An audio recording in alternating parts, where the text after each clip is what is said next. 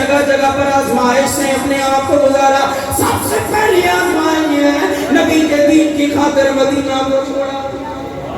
آج 14 صدیاں بعد آپ اور میں عمرہ کے لیے جائیں, حج کے لیے جائیں, 8 دن مدینہ میں گزارے, 10 دن 15 دن گزارے, آج 14 دن مدینہ میں گزارے.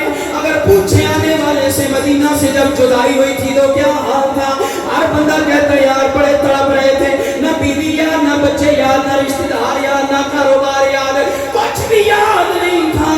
دل نہیں چاہتا تھا کہ نبی کے روزے سے دور ہو جائے, نبی کے شہر مدینہ کو چھوڑ دے. اور 14 دن گزارنے والے تیرا دل نہیں کرتا مدینہ چھوڑنے کو.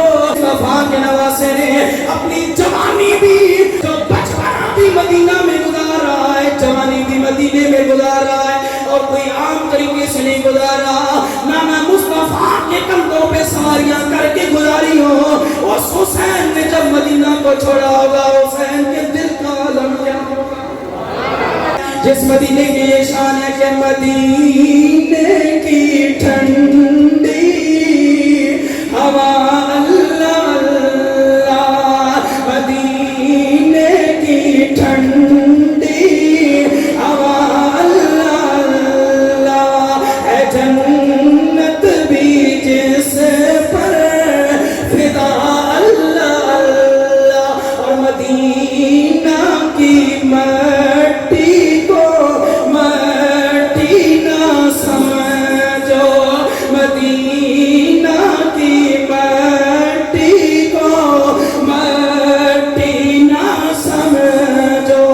ہے یہ مٹی بھی خاک شفا اللہ.